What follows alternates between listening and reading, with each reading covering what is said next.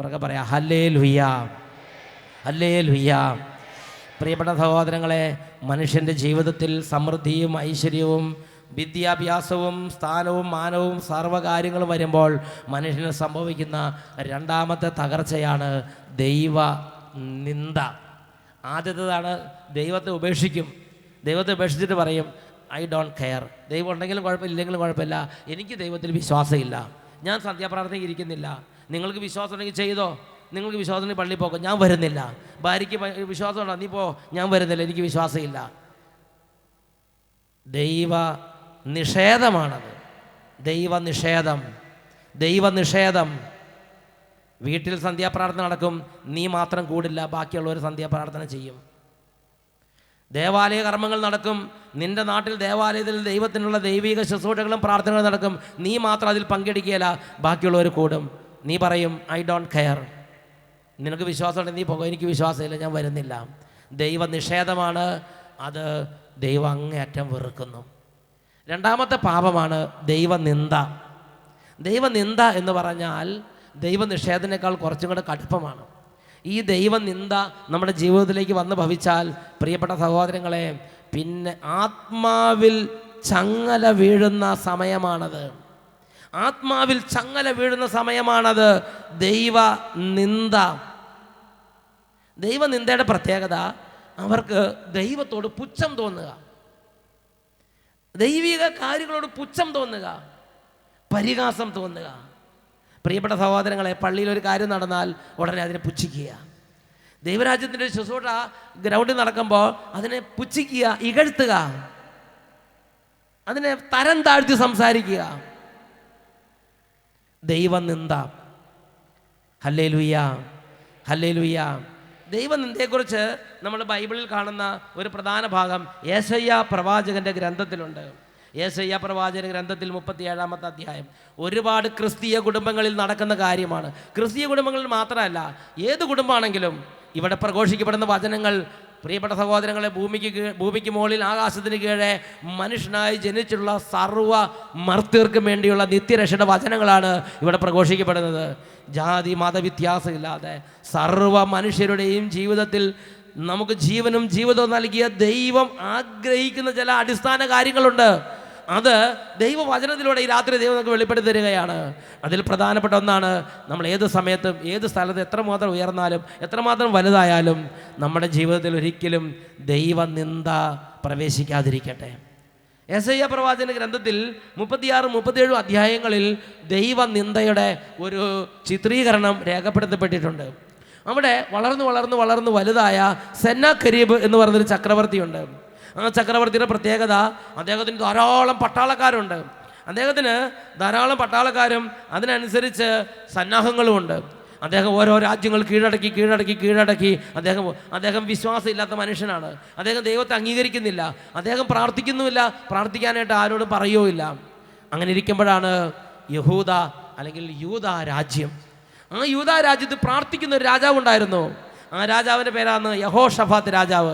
ആ രാജാവിൻ്റെ പേരൊന്ന് ഉറക്കെ പറ. യഹോഷഫാത്ത് രാജാവ്. ആ ചക്രവർത്തിയുടെ പേര് പറ. സെന്നാകെരീബ് ചക്രവർത്തി. ആ സെന്നാകെരീബ് ചക്രവർത്തി പ്രാർത്ഥിക്കാത്ത മനുഷ്യൻ. അങ്ങനെ രാജ്യങ്ങൾ കീഴടക്കി ആ സൈന്യബലത്തിലും സ്വന്തം ശക്തിയിലും ഇത് പട്ടാളക്കാരുടെ കരുത്തിലും വിശ്വാസം അർപ്പിച്ച് മുന്നോട്ട് പോകുന്ന മനുഷ്യൻ. അങ്ങനെ കീഴടക്കി ദൈവഭക്തനായ രാജാവ് ഭരിക്കുന്ന യഹൂദ രാജ്യത്തെത്തി. ഈ യഹൂദ രാജ്യം വളരെ ചെറുതാണ്.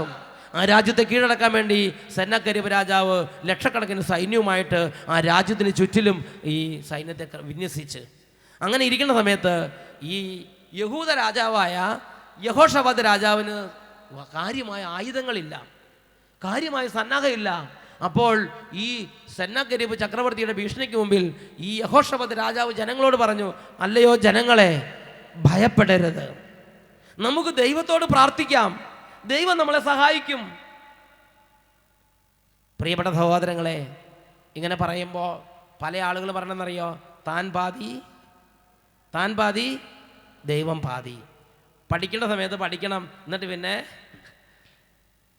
എല്ലാം തകർന്നു ജപ്തിയുടെ വക്കത്തിലെത്തി, ഇപ്പോൾ പ്രാർത്ഥിക്കാൻ എന്ന് പറഞ്ഞിട്ട് കാര്യമുണ്ടോ?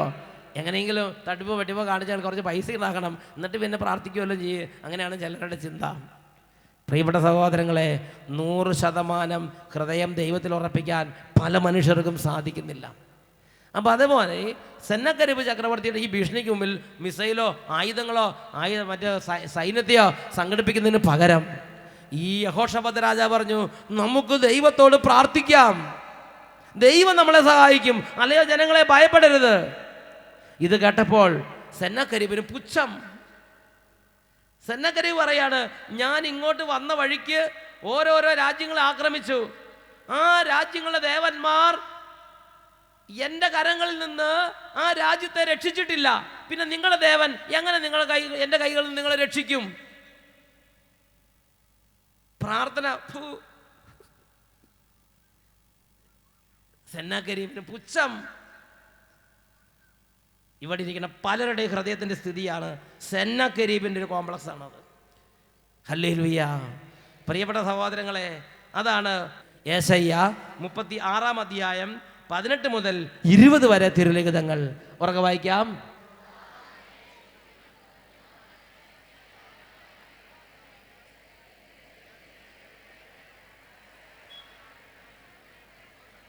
ഹാമാത്തിൻ്റെയും അർപ്പാദിൻ്റെയും ദേവന്മാർ എവിടെ?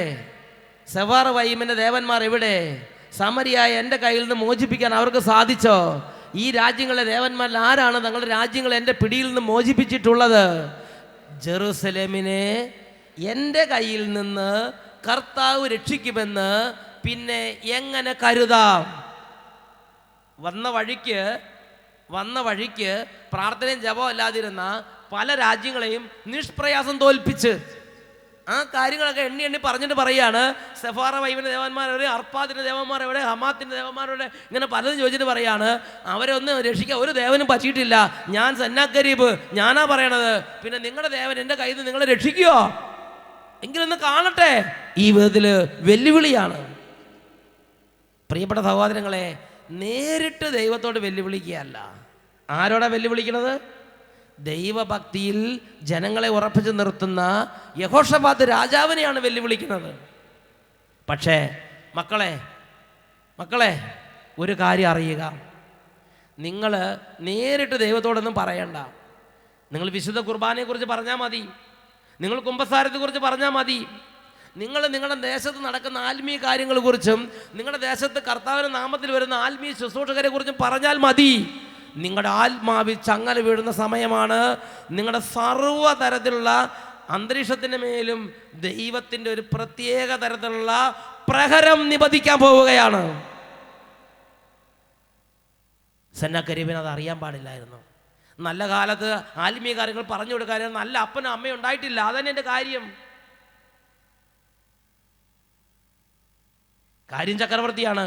പക്ഷേ വിതയ്ക്കേണ്ട കാലത്ത് വിതയ്ക്കാൻ നല്ലൊരു അപ്പനും അമ്മയും ഉണ്ടാകണ്ടായിരുന്നോ? അതിന് ആത്മീയ കാര്യങ്ങൾ ചെറുപ്പത്തിലെ വിതയ്ക്കാൻ ആരും ഉണ്ടായില്ല.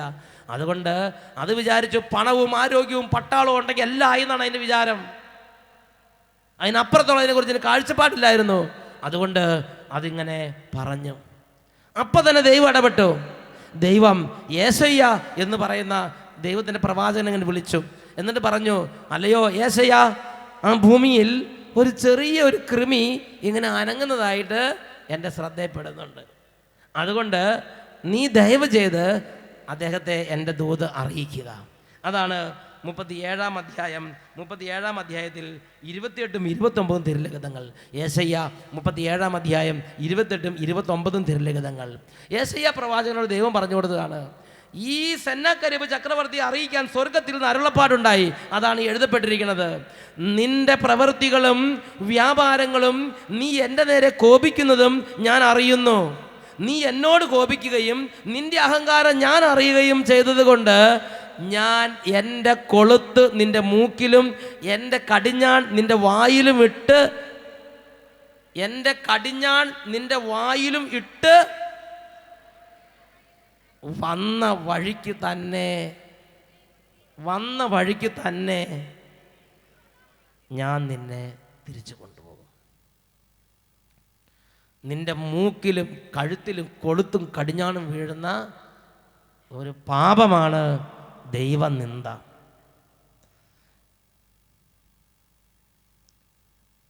യെശയ്യാ പ്രവചനത്തിൽ 37 അധ്യായം 36, 38 36 മുതൽ 38 വരെ തിരുലിഖിതങ്ങൾ.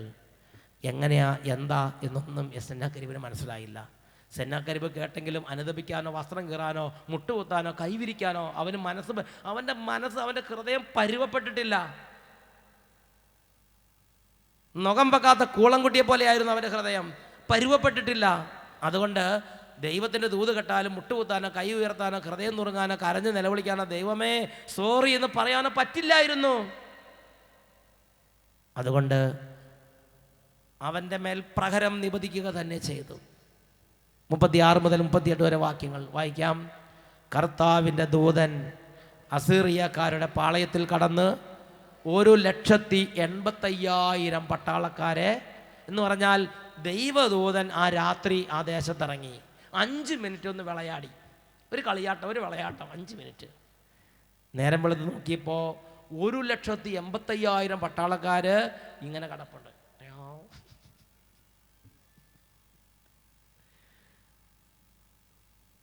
ആരെങ്കിലും എൻ്റെ കയ്യും കാലും പിടിച്ച് കെട്ടാനോ വായും തലയും കൂടെ കൂട്ടി കെട്ടാനോ കണ്ണ് തിരുമ്മി അടയ്ക്കാനോ ഉണ്ടായിരുന്നോ? 1,85,000 എണ്ണത്തിന് കണ്ണടയ്ക്കണം നിസ്സാര പണിയാ? ഓരോ ഷേപ്പിൽ കടന്നു. 5 മിനിറ്റ് ദൈവദൂതന്മാർ ഇറങ്ങി ഒന്ന് വിളയാടി 1,85,000 പട്ടാളക്കാരാണ് നേരം വെളുത്തപ്പോൾ മരിച്ചു കിടക്കണ കണ്ടത്. ചക്രവർത്തിയുടെ ചങ്ക് കിടുങ്ങിപ്പോയി. ചക്രവർത്തി എന്തിലാണോ ആശ്രയം വെച്ചിരുന്നത് ആ കാര്യമാണ് ക്ഷണനേരം കൊണ്ട് അങ്ങോട്ട് തൂത്തൊടിച്ചങ്ങോട്ട് പോയി. ഇവിടെ ബിസിനസ്സിൽ ആശ്രയം വെക്കുന്നവരുണ്ട്, ഇവിടെ പണത്തിൽ ബലം പെട്ടിരിക്കുന്നവരുണ്ട്, ഇവിടെ പല കാര്യങ്ങളിലും മക്കളുടെ കാര്യത്തിലും ഓരോ കാര്യത്തിലും എനിക്കൊന്നും അടുത്ത കാലത്തൊന്നും തകർച്ച വരാൻ സാധ്യത ഇല്ലായിരിക്കും എന്നൊക്കെ ചിന്തിച്ചിരിക്കുന്നവരുണ്ട്. എന്തു തന്നെയാണെങ്കിലും ഒരു ക്ഷണനേരം മതി, അതെല്ലാം ഈ സുനാമി വന്നങ്ങോട്ട് തൂത്തെടുത്തുകൊണ്ട് പോണ മാതിരി ജീവിതത്തിൽ നിന്ന് ഏതും എപ്പോഴും ആരുടെ ജീവിതത്തിൽ നിന്നും തൂത്തെടുത്തുകൊണ്ട് പോകാൻ പറ്റുമെന്ന് നിങ്ങൾ മനസ്സിലാക്കണം. നിലത്ത് വീണാൽ തിരിച്ചെടുക്കാൻ കഴിയാത്ത വിധം ചിതറിപ്പോന്ന വെള്ളത്തുള്ളികൾ പോലെയാണ് നമ്മുടെ ജീവിതമെന്ന് ഇന്നലെ സന്തോഷത്തിന് പ്രഖ്യാപിച്ചപ്പോൾ അത് നിങ്ങൾ ശ്രമിച്ചതല്ലേ? യെശയ്യായുടെ പുസ്തകം 40-ാം അധ്യായത്തിൽ 15-ാം വാക്യത്തിൽ പറയാണ്, കർത്താവേ ജനതകൾ അങ്ങേക്ക് വെള്ളിക്കൊൽ പൊടി പോലെയും തൊട്ടിയിൽ ഒരു തുള്ളി വെള്ളം പോലെയും തന്നെ. ഹല്ലേലൂയ എന്നുറക്കെ പറയാം, ഹല്ലേലൂയ, പ്രൈസ് ദി ലോർഡ്. പ്രിയപ്പെട്ട സഹോദരങ്ങളെ, ദൈവദൂതൻ ഇറങ്ങി നേരം വെളുത്തപ്പോൾ 1,85,000 ഭടന്മാർ ഇതാ മരിച്ചു കിടക്കുകയാണ്.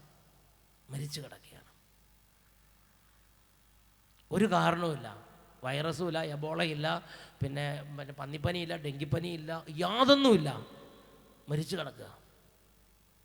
ഒരു കാരണവുമില്ല.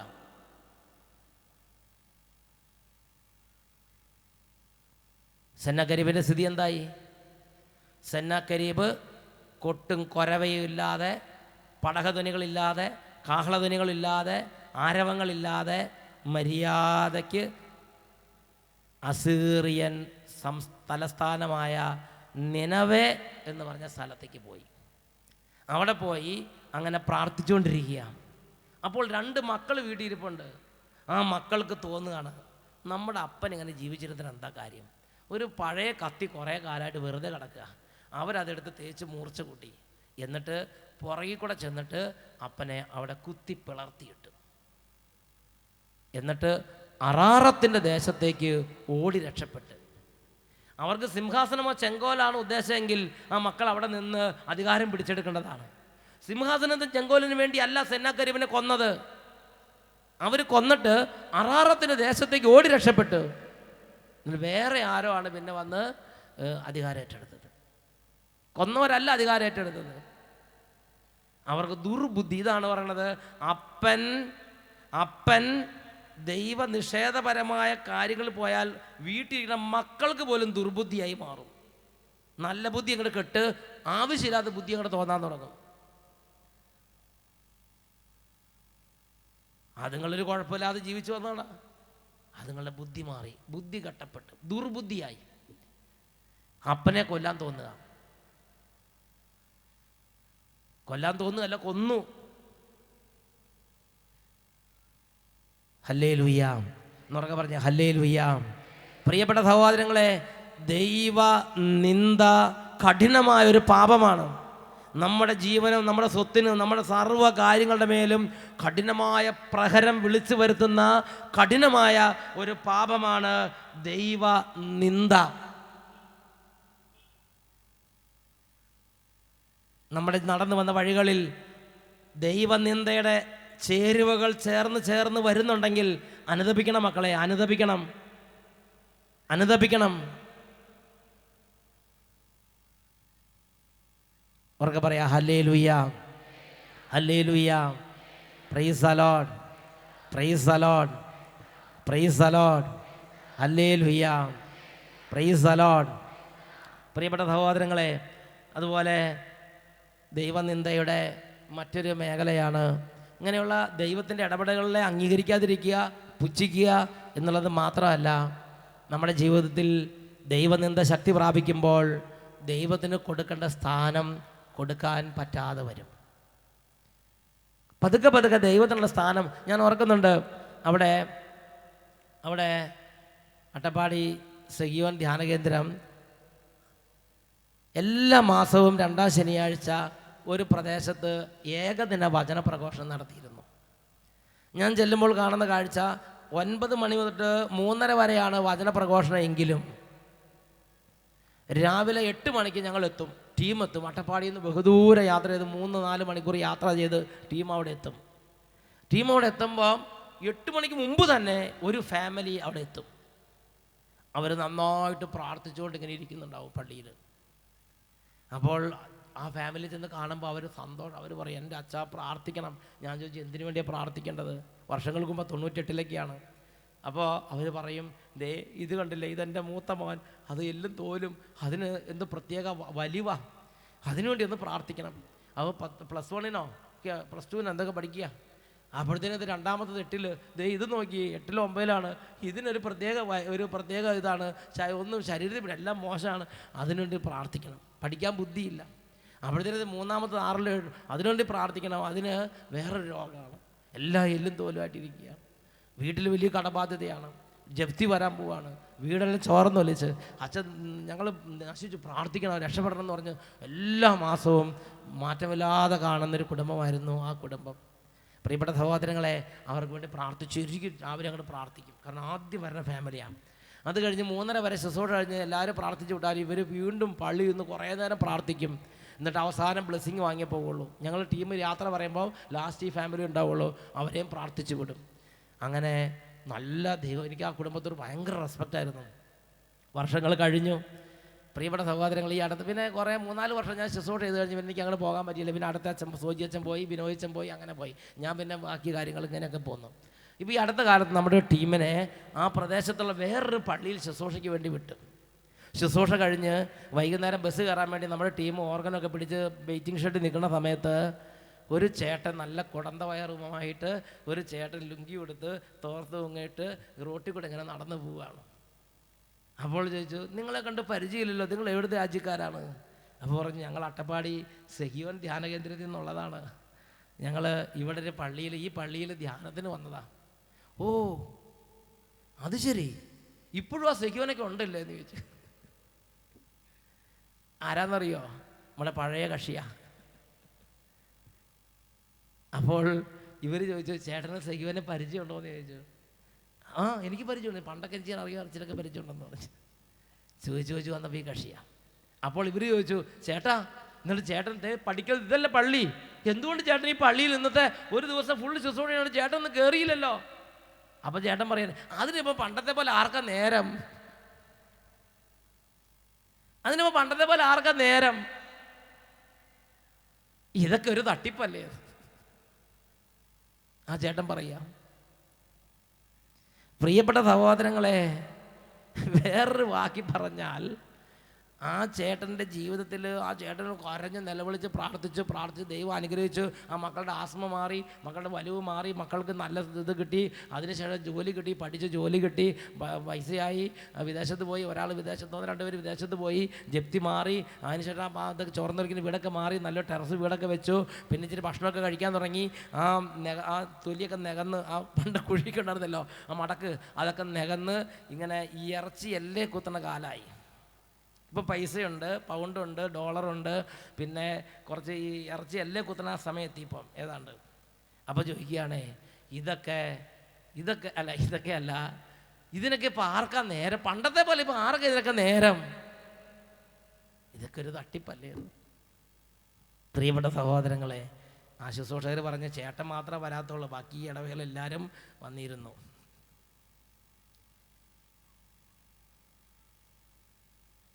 ദൈവനിന്ദയുടെ ഒരു സ്റ്റേജാണ്. പരിശുദ്ധാത്മാവിൻ്റെ പ്രവർത്തനങ്ങളെക്കുറിച്ച് തട്ടിപ്പാണ് എന്ന് തോന്നുക. ആമോസ് പ്രവാചകൻ്റെ ഗ്രന്ഥം, അവിടെ ഒരു ദൈവദാസൻ ഇങ്ങനെ ശുശ്രൂഷ ചെയ്യുകയാണ്. ഈ ദൈവദാസൻ ശുശ്രൂഷ ചെയ്തുകൊണ്ടിരിക്കുമ്പോൾ പ്രിയപ്പെട്ട സഹോദരങ്ങളെ, അവിടെ നിൽക്കണ ഒരു പ്രവാചകന് തോന്നുകയാണ് ഇത് തട്ടിപ്പാണ്. അതുകൊണ്ട് ധ്യാനത്തിനിരിക്കുന്ന പലരും ഇരിക്കുന്നത് ധ്യാനം കൂടാനോ നിദ്രക്ഷ പ്രാപിക്കാനോ അല്ല, ഇതിന് തട്ടിപ്പ് കണ്ടുപിടിക്കാൻ വേണ്ടി വന്നിരിക്കുക. അപ്പം ചേട്ടൻ വിചാരിക്കുക, എൻ്റെ കാര്യം അറിഞ്ഞിട്ടാണല്ലോ അച്ഛനീ പറഞ്ഞുകൊണ്ടിരിക്കുന്നത്. ചേട്ടൻ മാത്രമല്ല, വേറെയുണ്ട് കുറച്ച് പേര്. ഹല്ലേലൂയ. യെശയ്യായുടെ ആമോസിൻ്റെ പുസ്തകം 7-ാം അധ്യായം 10 തൊട്ട് 17 വരെ വാക്യങ്ങൾ. ദൈവമായ കർത്താവ് ഒരു ദിവസം ആമോസിൻ്റെ ജീവിതത്തിൽ ഇങ്ങോട്ട് വന്നു. ആമോസിനോട് പറഞ്ഞു, നീ പോയി ഇസ്രായേൽ ഭവനത്തിൽ പ്രവചിക്കുക. ആമോസ് അപ്പുറത്തെ രാജ്യക്കാരൻ ഇസ്രായേൽ ഭവനത്തിൽ വന്ന് പ്രവചിക്കാൻ തുടങ്ങി. പ്രവചിച്ചപ്പോൾ അവിടെ അമാസിയ എന്നൊരു ദീർഘദർശി ഉണ്ടായിരുന്നു. ആ ദീർഘദർശി ഇടപെട്ടിട്ട് പറഞ്ഞു, ആമോസ്, അതെ, ഇത് നീ വിചാരിക്കുന്ന സ്ഥലമല്ല, ഇത് രാജാവിൻ്റെ ശ്രീകോവിലാണ്. ഇവിടെ നീ ആവശ്യമില്ലാത്ത കാര്യമൊന്നും പറയാൻ വേണ്ടി വരണ്ട, ഇവിടെ ഞാനുണ്ട്. നീ ഇവിടെ ആവശ്യമില്ലാത്ത കാര്യമൊന്നും പറയാൻ വേണ്ടി വരണ്ട. ഒരു കാര്യം ചെയ്തോ, ദീർഘദർശി, നീ യൂദയ നാട്ടിലേക്ക് ഓടി അവിടെ പോയി അഹർവൃത്തി കഴിച്ചുകൊള്ളുക. ആമോസ് പ്രവചിക്കുന്നത് കണ്ടപ്പോൾ ഈ അമസിയയ്ക്ക് എന്താ തോന്നിയത്? ഏതോ എരണം കെട്ട ഒരു ദീർഘദർശി അഹർവൃത്തി കഴിക്കാൻ വേണ്ടി വന്നിരിക്കുകയാണ്. അഹർവൃത്തി എന്ന് പറഞ്ഞാൽ എന്താണെന്നറിയോ മക്കളെ? ഇംഗ്ലീഷ് മീഡിയത്തിൽ അല്ലാതെ ആരെങ്കിലും ഉണ്ടോ? അഹർവൃത്തി അർത്ഥം കിട്ടുമോ? തോറ്റു. വലിയ ആളുകൾ, മലയാളത്തിൽ പഠിച്ചവർ അർത്ഥം കിട്ടുമോ? അഹർവൃത്തി. ഇനി പറയണ്ട, തോറ്റില്ല. കുട്ടികളുടെ മുമ്പിൽ നിങ്ങളെ സേവ് ചെയ്യാന്നുള്ളത് നമ്മുടെ ഒരു ദൗത്യമല്ലേ? എന്നുറക്കെ പറഞ്ഞേ ഹല്ലേലൂയ. ഉപജീവന മാർഗം നേടാൻ വേണ്ടി, എങ്ങനെയെങ്കിലും 4 കാശുണ്ടാക്കാൻ വേണ്ടി ദീർഘദർശി എണ്ണം കെട്ടത് ഇവിടെ എത്തിയിരിക്കുകയാണ്. തോന്നുക ഒരെണ്ണത്തിൻ്റെ 2 തോന്നണത്, നല്ലൊരു ശതമാനത്തിൻ്റെ മനസ്സിരിക്കുന്നത് അങ്ങനെയാണ്.